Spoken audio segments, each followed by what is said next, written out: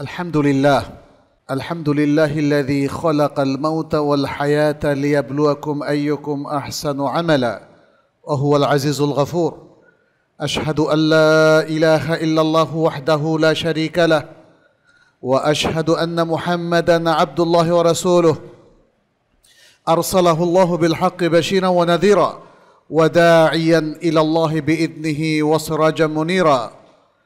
وصلى الله عليه وعلى آله وأصحابه ومن تبعهم بإحسان إلى يوم الدين. أما بعد، أيها المسلمون، أوصيكم ونفسي بتقوى الله عز وجل، فاتقوا الله يا عباد الله، اتقوا الله في علانكم وسركم، اتقوا الله في أنفسكم وأزواجكم وأولادكم وإخوانكم وعشيرتكم، اتقوا الله في جميع أقوالكم وأعمالكم. نسأل الله سبحانه وتعالى أن يجعلنا وإياكم من عباده المتقين ويتقبل منا ومنكم صالح الأعمال، إنه ولي ذلك والقادر عليه. عباد الله، আল্লাহ সুবহানাহু ওয়া তাআলা আমাদেরকে তথা সকল মানবকে তিনি একটি বিশেষ উদ্দেশ্যে সৃষ্টি করেছেন, সেটা হচ্ছে ইকামাতুত তাওহীদ, আল্লাহর যে একত্ববাদ জীবনের সর্বক্ষেত্রে আমাদের চিন্তা চেতনায়, আমলে, আখলাকে, সকল কার্যক্রমে তাওহীদকে প্রতিষ্ঠিত করা।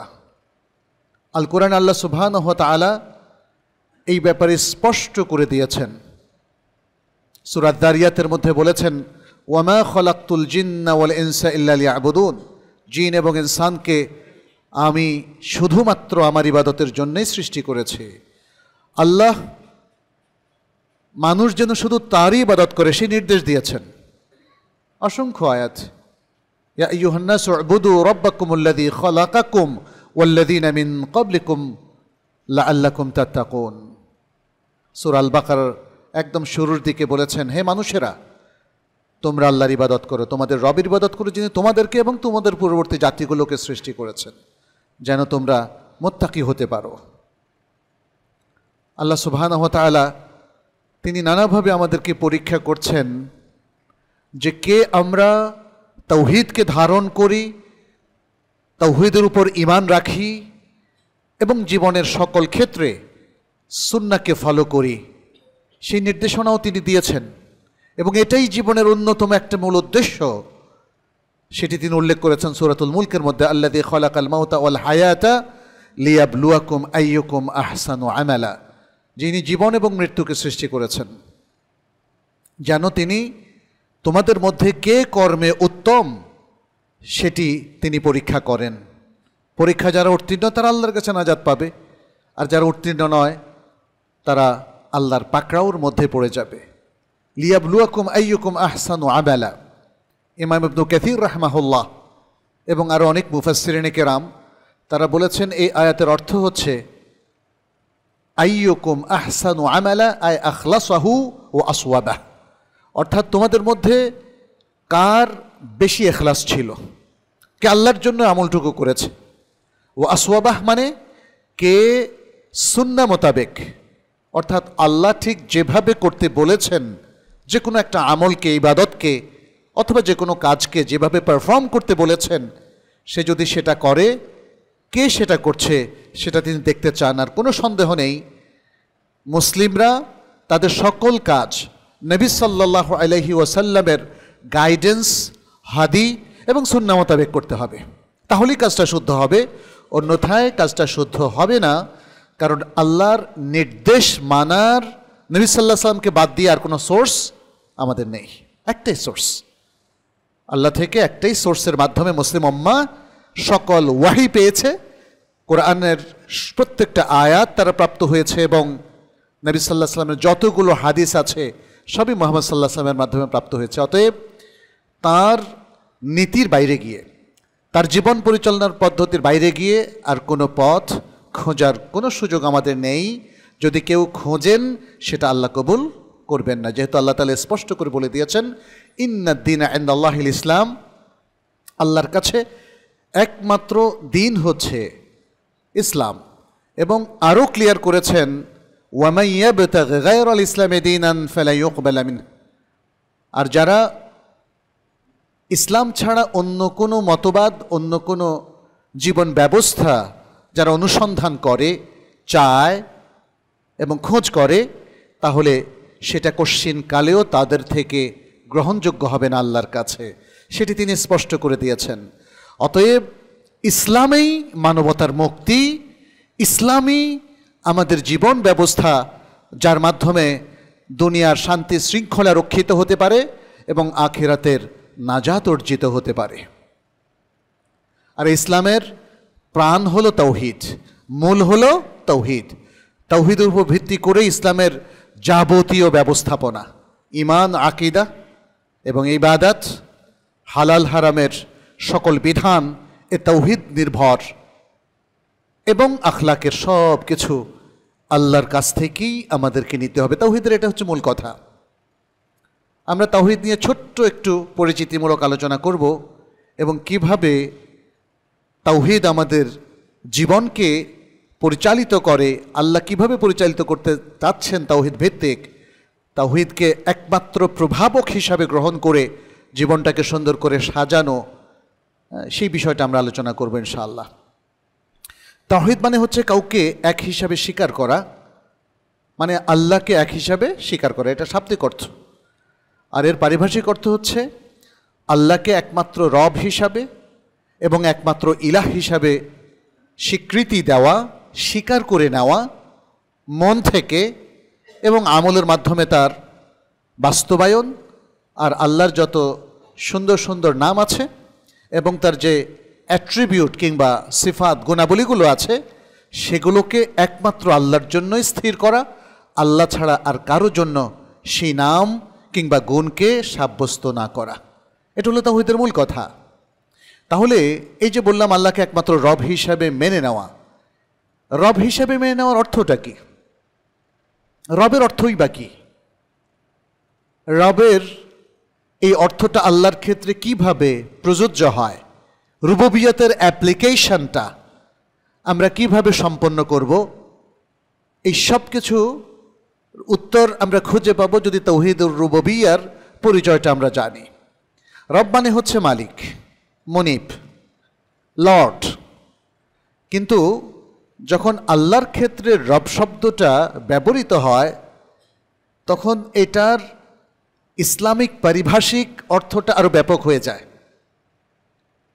তার মানে হচ্ছে এমন এক সত্তা যিনি প্রকৃত মালিক, মুনিব, এবং শুধু তাই না, তিনি সৃষ্টি করেছেন, তিনি সৃষ্টিকর্তা এবং তিনি সব কিছুর সাস্টেইনার, তত্ত্বাবধায়ক, বিধায়ক, পরিচালনাকারী।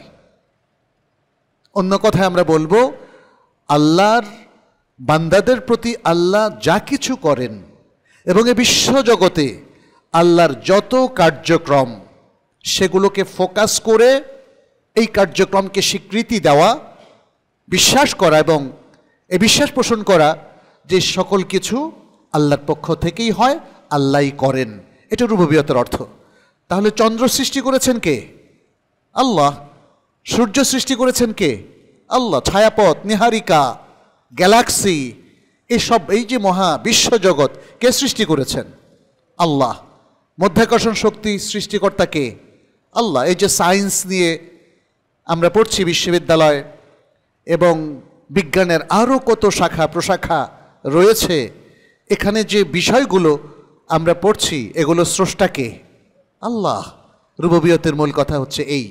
আর এই বিশ্বজগৎ সৃষ্টি করে তো আল্লাহ ছেড়ে দেন নাই। এই বিশ্বজগতের মধ্যে একটা চমৎকার জাগতিক নিয়ম তিনি চালু করেছেন। এই নিয়মগুলো কে দিয়েছেন? আল্লাহ। এই নিয়মগুলোকে একদম সঠিকভাবে যাতে সেগুলো কাজ করে, এটা নির্ধারণ করেছেন কে? আল্লাহ। অতএব আপনি science, arts, social science, medical science যাই পড়েন না কেন, আপনার পড়ার মধ্যেই কিন্তু আল্লাহর তাওহীদের নিদর্শন রয়েছে। আপনি যদি ফিজিক্স নিয়ে পড়াশোনা করেন, প্রত্যেকটা পদার্থ, তার অণু, পরমাণু, এবং তার শক্তি এনার্জির মধ্যে আপনি আল্লাহকে খুঁজে পাবেন। There is Allah who created all of this things. এবং শুধু তাই না, আল্লাহ এগুলোকে কন্টিনিউ করতে দেন। এটা হলো আল্লাহর জাগতিক নিয়ম। সূর্য প্রতিদিন পূর্ব দিক থেকে উঠবে, কে নির্ধারণ করেছেন? আল্লাহ। চন্দ্র হলো পৃথিবীর গ্রহ, পৃথিবী হলো সূর্যের গ্রহ। এই যে চমৎকার একটা সিস্টেম তিনি সোলার সিস্টেমটা দিলেন, কে দিয়েছেন? আল্লাহ দিয়েছেন। কুল্লুন ফি ফালাকি ইয়াসবাহুন, সবকিছুই তার কক্ষপথে ঘুরছে। সূরা ইয়াসিনের মধ্যে এবং অন্য সূরাতেও আছে। এই মহাসত্যগুলো আমাদের সামনে তাওহীদকে তুলে ধরে। একজন পদার্থবিজ্ঞানী তিনি আল্লাহকে যেভাবে আবিষ্কার করতে পারেন, একজন সাধারণ মানুষ সেভাবে পারে না।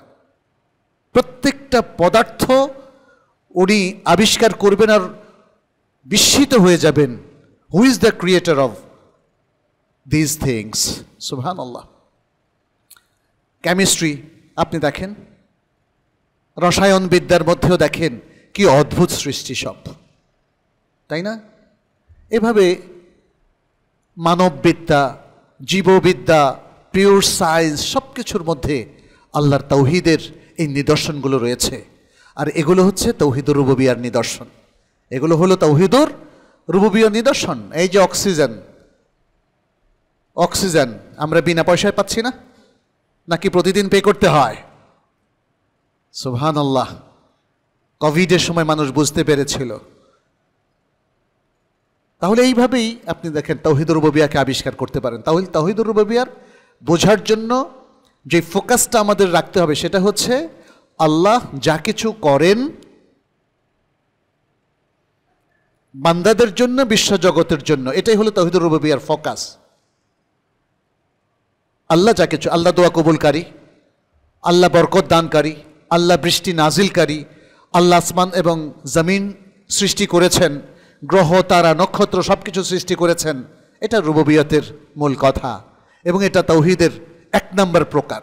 তাওহীদের দ্বিতীয় প্রকার যেটা, সেটি হচ্ছে উলুহিয়া বা ইবাদা। আমরা বলেছি আল্লাহকে একমাত্র ইলাহ হিসাবে মেনে নেওয়া।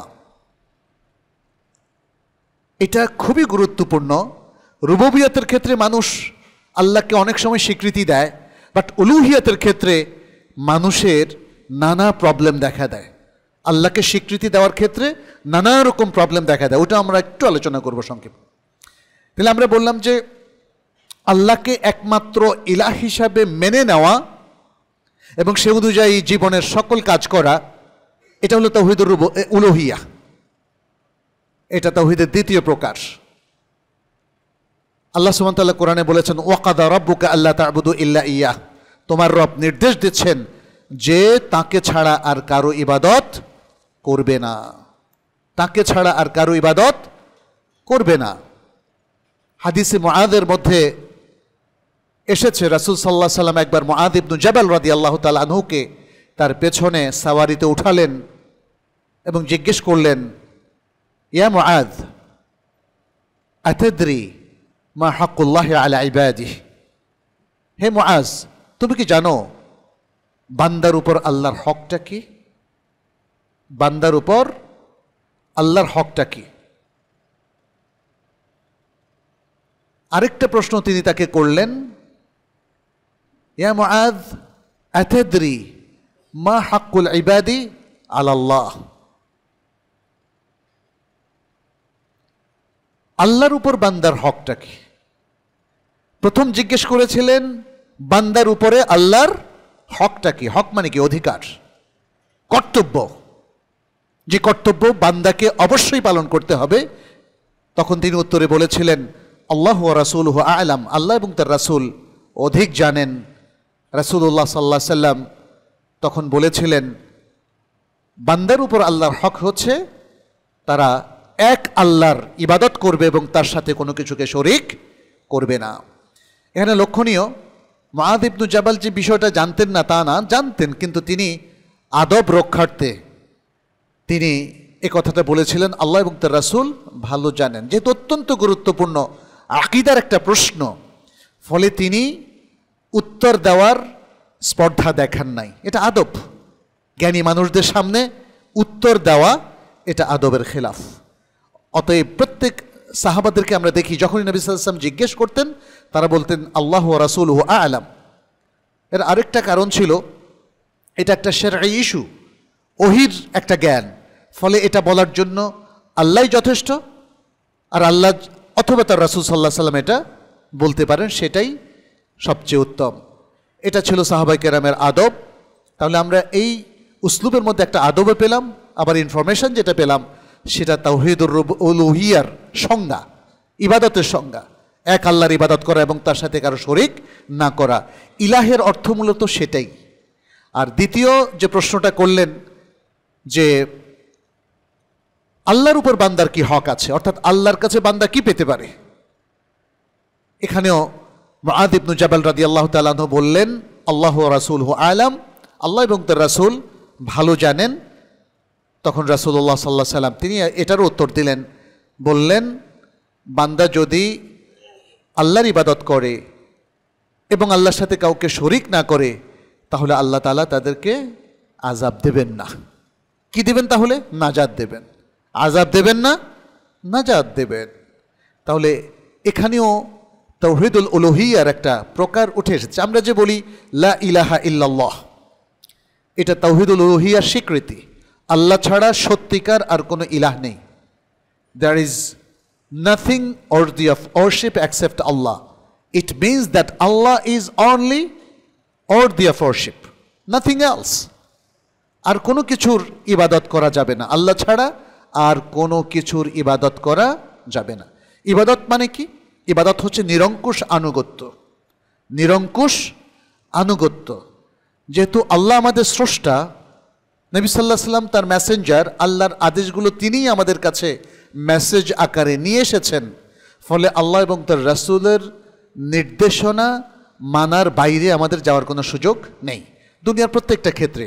এটা হলো ইবাদতের মূল এসেন্স।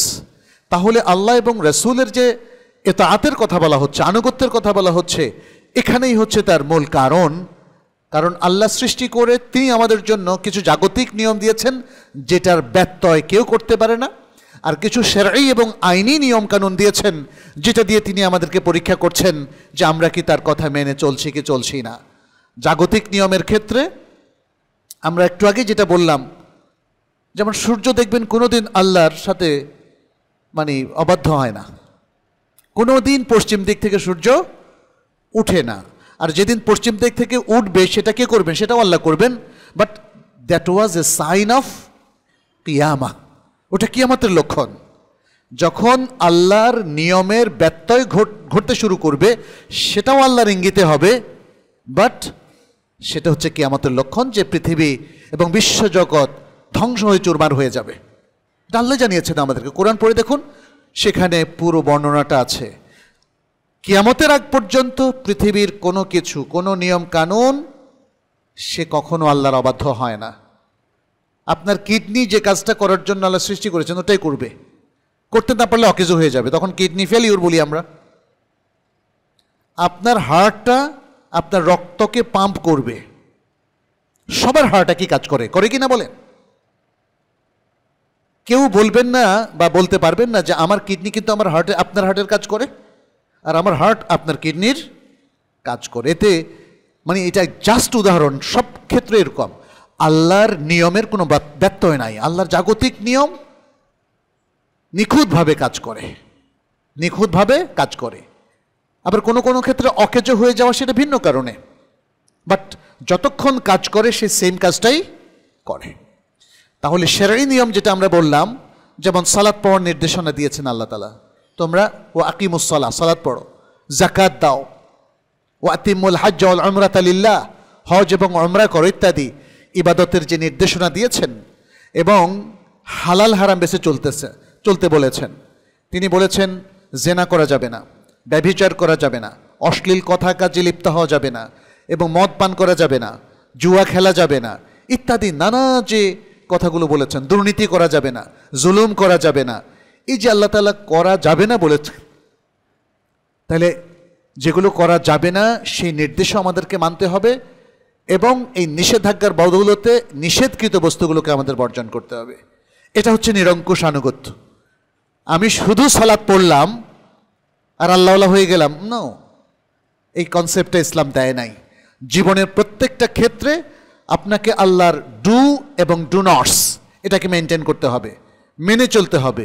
আর এই মেনে চলাটাই হচ্ছে ইবাদতের মূল কথা। মেনে চলাটাই হচ্ছে ইবাদতের মূল কথা। আমাদের সমস্যা হয় যখন আমরা মনে করি যে একটু মসজিদে গিয়ে নামাজ পড়লে অথবা জুমার সালাতটা আদায় করলে বাস আমি ইবাদত গোজার হয়ে গেলাম, এরপরে দেদার্সে বাইরে ঘুষ চলবে, অন্যায় চলবে, আরও দুর্নীতি চলবে, এতে কোনো সমস্যা নাই। সমস্যা আছে। ইসলামে যে মেন উদ্দেশ্যের কথা বলা হয়েছে তাওহীদ, তার মধ্যে মূল ফোকাসে রাখা হয়েছে ইবাদতকে।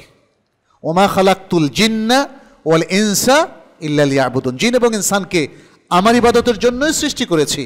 তাহলে ইবাদত কিন্তু তাওহীদের সবচেয়ে বড় ফোকাস। এটাকে বলা হয় তাওহীদুল ইবাদাহ অথবা তাওহীদুল উলুহিয়্যা। এই তাওহীদটাকে এস্টাবলিশ করার জন্যেই আল্লাহ গোটা মানব এবং জিন জাতিকে সৃষ্টি করেছেন এবং নবী রাসূলদেরকে যুগে যুগে পাঠিয়েছেন। তাদের পয়গাম সেম ছিল।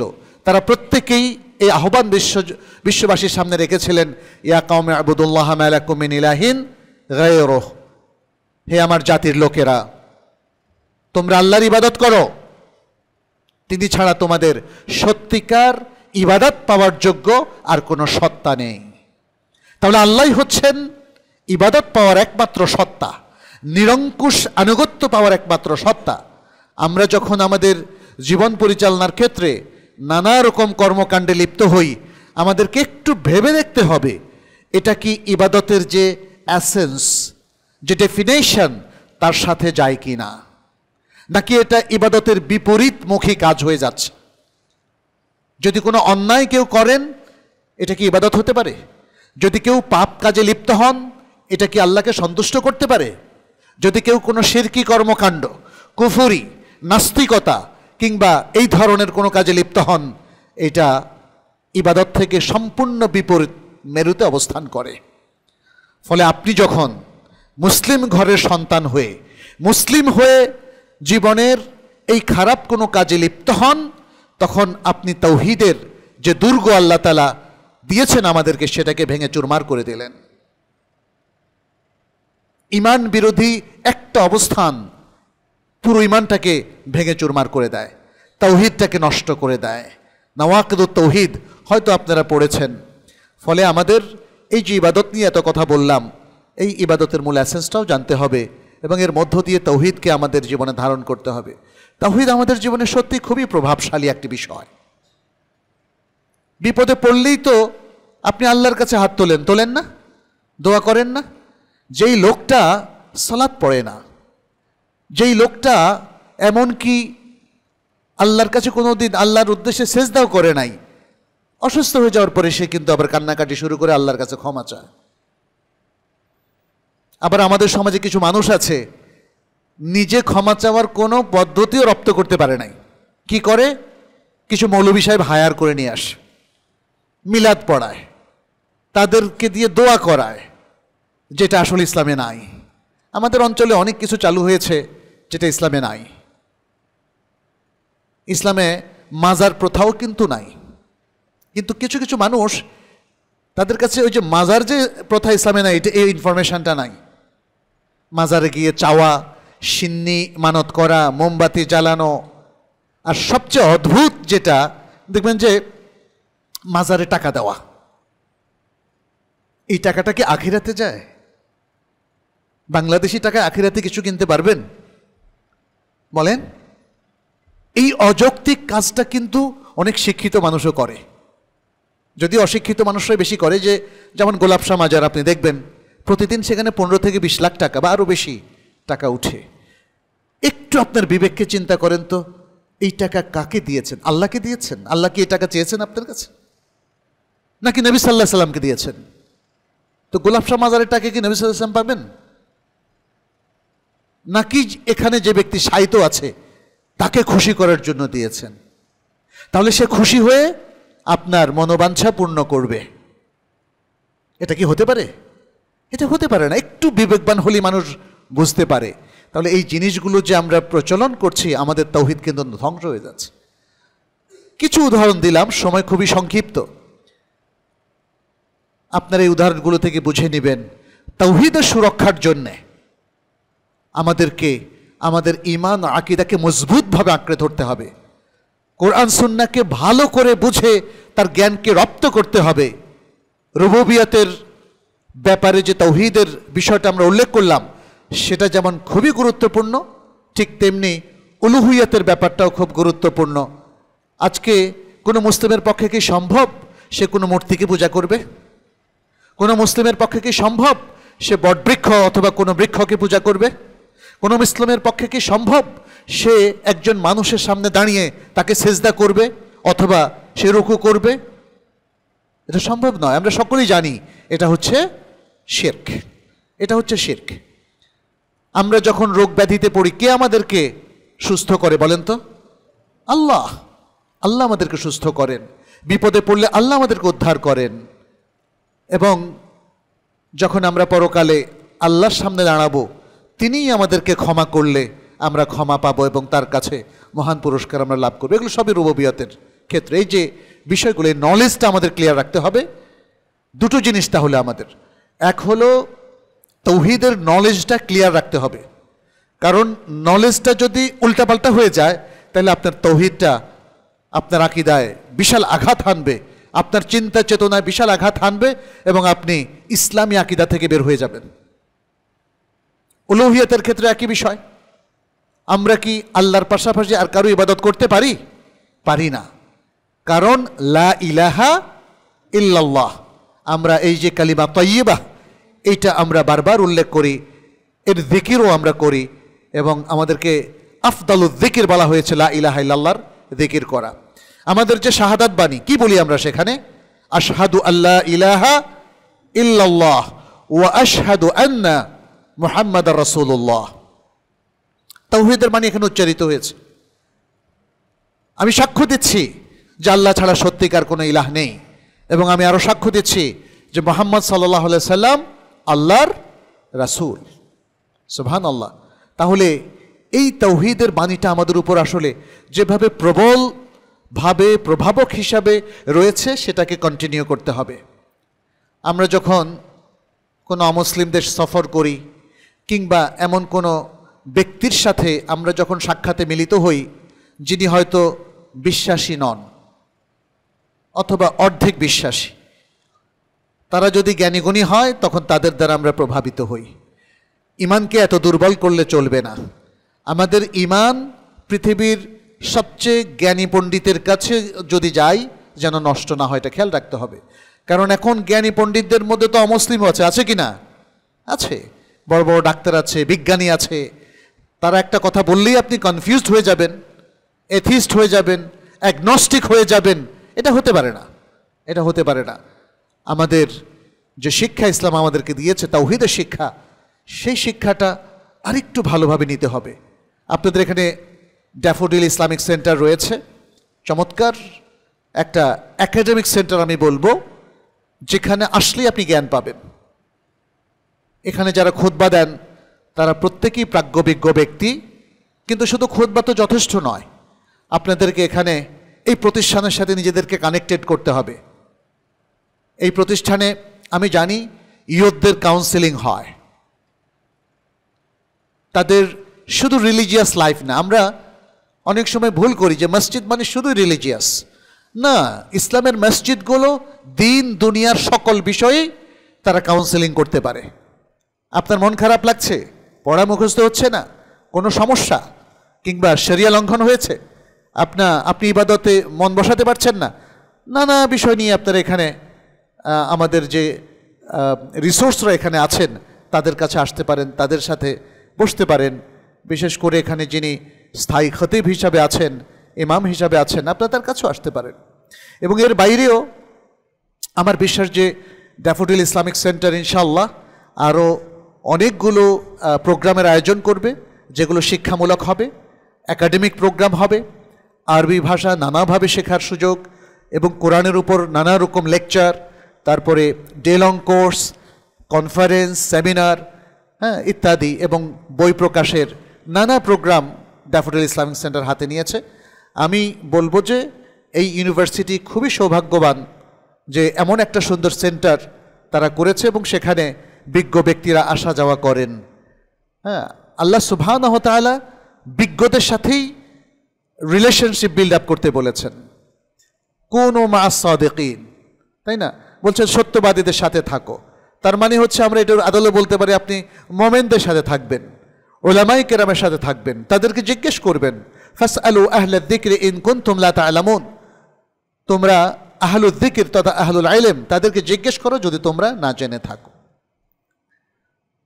যাই হোক, এভাবে আমরা যদি কাজ করতে পারি তাহলে আমাদের জীবনের যে মূল লক্ষ্য তাওহীদকে আমরা সুপ্রতিষ্ঠিত রাখতে পারবো। তাওহীদের উপর আমাদের আরও অনেক আলোচনা আছে, আমি সময় সংক্ষেপের কারণে সেটা আজকে না করে পরে আবারও করব। তাওহীদের তৃতীয় একটা প্রকার আছে তাওহীদুল আসমা ওয়াস সিফাত, তার ধরনটা কি হবে সেটা নিয়ে আমরা পরে একসময় আলোচনা করব, তার কিছু নীতিমালাও আছে। তা আমি পরিশেষে এতটুকুই বলবো, আসুন যেহেতু তাওহীদ প্রতিষ্ঠাকে সামনে রেখেই আল্লাহ সুবহানাহু ওয়া তাআলা তার সকল বান্দাদের লক্ষ্যমাত্রা নির্ধারণ করে দিয়েছেন, তাহলে এই লক্ষ্য থেকে আমরা যেন চ্যুত না হই, ভ্রষ্ট না হই, দূরে সরে না যাই, আমরা সেভাবেই আমাদের জীবনটাকে গড়ি, আমাদের একাডেমিক জ্ঞানগুলো অর্জন করি, জীবনটাকে সেই সুন্দর নিয়ম অনুযায়ী তৈরি করি। আল্লাহ আমাদের সবাইকে তৌফিক দান করুন। আকুলু কাওলি হাদা ওয়া আস্তাগফিরুল্লাহ লি ওয়া লাকুম ওয়া লিসাইরিল মুসলিমিন ফাস্তাগফিরুহু ইন্নাহু ওয়াল গফুরুর রহিম। আলহামদুলিল্লাহি রাব্বিল আলামিন ওয়াল আকিবাতু লিল মুত্তাকিন ওয়া উসাল্লি ওয়া উসাল্লিমু আলা নাবিয়িনা মুহাম্মদ ওয়া আলা আলিহি ওয়া আসহাবিহি আত-তাইয়্যিবিন আত-তাহিরিন ওয়া মান তাবি'আহুম বিইহসানিন ইলা ইয়াউমিদ্দিন। ইবাদাল্লাহ ইত্তাকুল্লাহ ওয়াত্তাবি'উ সুন্নাতা নাবিয়্যিকুম ওয়া কুনু মিনাস সালিহিন আল মুত্তাকিন আল মুমিনিন আল মুখলাসিন। نسأل الله سبحانه وتعالى أن يوفقنا وإياكم لما يحب ويرضى ويجعلنا وإياكم من عباده المتقين. اللهم تقبل منا إنك أنت السميع العليم وتب علينا إنك أنت التواب الرحيم. أيها المؤمنون, আল্লাহ সুবহানাহু ওয়া তাআলার শুকরিয়া আমরা আদায় করছি, যদিও আদায় করে আমরা শেষ করতে পারবো না, যে তিনি আমাদেরকে ঈমান, তাওহীদ এবং ইসলামের পথে থাকার তৌফিক দিয়েছেন। আমরা সকলেই বলি আলহামদুলিল্লাহ। ঈমান এবং তাওহীদ প্রাপ্ত হওয়া, এর চাইতে বড় আল্লাহর পক্ষ থেকে নিয়ামত আর কিছু নেই। অন্য সকল নিয়ামতের একটা বিকল্প আছে, কিন্তু ঈমানের বিকল্প ঈমানি, তাওহীদের বিকল্প তাওহীদি। এই গুরুত্বের কথা আমরা যেন মনে রাখি এবং সেভাবে আমরা যেন আমাদের জীবনটাকে তৈরি করি। সম্মানিত উপস্থিতি, আসুন আমাদের জীবনের প্রত্যেকটা কর্মকাণ্ডে, যেখানে আমাদের পেশাগত জীবন রয়েছে, যেখানে আমাদের পড়ালেখা কিংবা আমাদের সামাজিক সম্পর্কের অনেক কর্মকাণ্ড রয়েছে, প্রত্যেকটা জায়গায় তাওহীদের সূচক থেকে যেন আমরা এক চুলো নড়ে না যাই। যখনই আমরা পাপে লিপ্ত হব, যখনই আমরা কোনো দুর্নীতি কিংবা অন্যায়, জুলুম কিংবা হারামের সাথে সম্পর্ক স্থাপন করব, তখনই তাওহীদ থেকে আসলে পিছলে পড়ে যাব।